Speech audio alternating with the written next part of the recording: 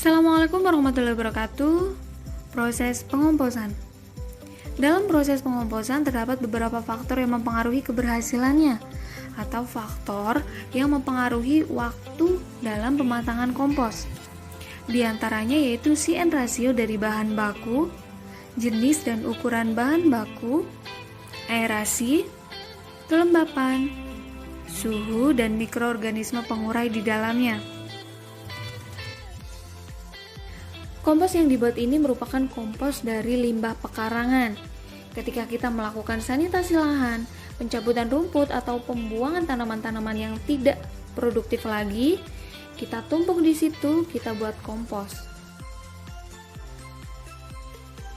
Dan ternyata pada pengamatannya, pada saat proses pengadukan dan penyiraman, kita lihat ada perbedaan dari masing-masing bahan baku yang kita tambahkan di dalamnya, yaitu terdapat bahan-bahan yang masih berwarna hijau, sudah berwarna coklat, dan sudah mengalami pelapukan. Apa sih yang menyebabkan perbedaan itu muncul? Simak terus videonya sampai akhir ya. Limbah ini tidak kita lakukan pencacahan dan langsung kita masukkan.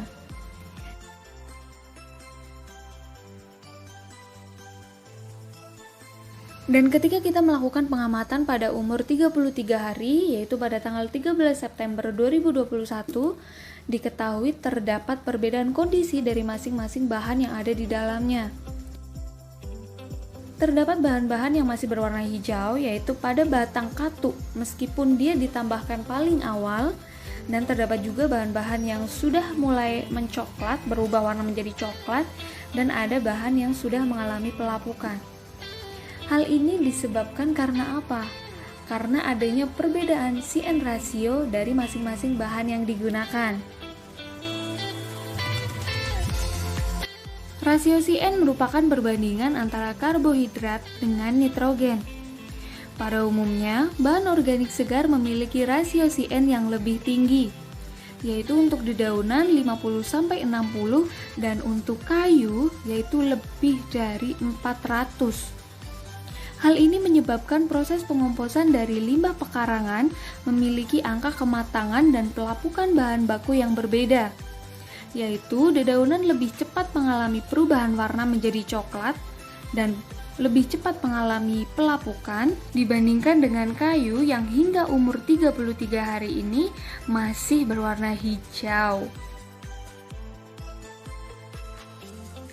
Apabila kita mengacu pada prinsip pengomposan, yaitu digunakan untuk menurunkan rasio CN dari bahan organik hingga sama atau mendekati dengan rasio CN tanah.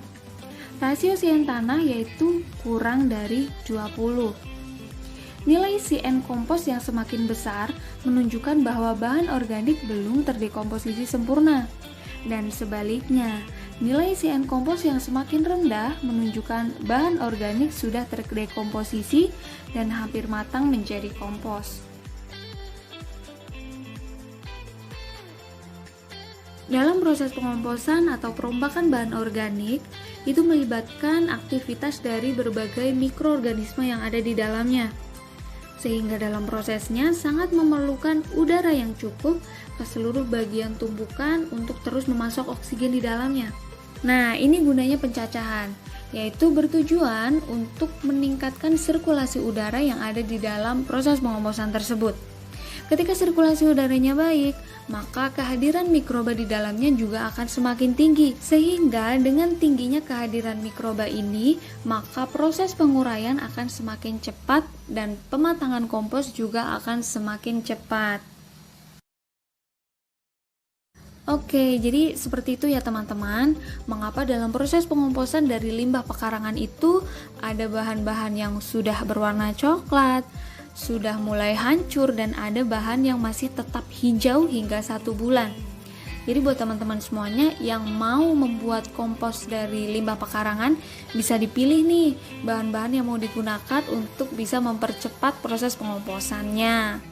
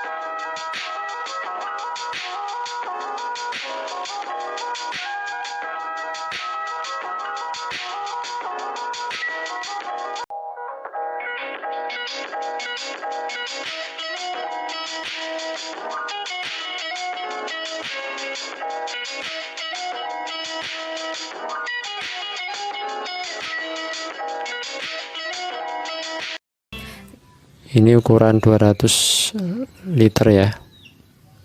Saya akan praktekkan bagaimana cara menggunakannya. Kita setel di tulisan pH, lalu kita tancapkan sedalam-dalamnya. Oke, segini ya. Oke, kita lihat di posisi paling bawah itu ada angka 8, 7, 6, 5, 4, 3. Kalau ini posisi menunjukkan angka 7, berarti pH tingkat keasamannya lumayan cukup bagus di angka 7. Kalau tingkat keasaman tinggi itu biasanya menunjukkan ke angka 4, 3 itu ya. Oke, ini yang kita setel di cahaya light. Berarti pencahayaannya lumayan bagus, walaupun ini saat ini masih di tempat saya mendung. Itu di posisi atas ya, yang putih itu cahaya light. Terus kita setel di moist atau kelembapan di bagian tengah. Jadi semakin ke kanan warna biru itu semakin bagus. Kebetulan ini bisa siram, jadi tingkat kelembapannya tinggi. Tapi kalau teman-teman itu yang paling bagus ya yang warna hijau itu. Kalau tingkat kelembapan tidak terlalu basah dan tidak terlalu kering. Setelah kita gunakan, kita wajib untuk membersihkan dengan mengelap dengan tisu. Seperti ini ya, kita lap dengan tisu kalau mau menggunakan atau mengecek di media lain. Kita bersihkan. Oke, demikian kilas ulasan yang saya coba sampaikan ke teman-teman. Semoga bermanfaat. Perlu diingat, menanam itu tidak hanya memupuk dan menyiram. Kita harus memperhatikan juga, menghitung tingkat keasaman tanah supaya kita bisa mengetahui kondisi tanaman yang kita rawat. Demikian, assalamualaikum warahmatullahi wabarakatuh.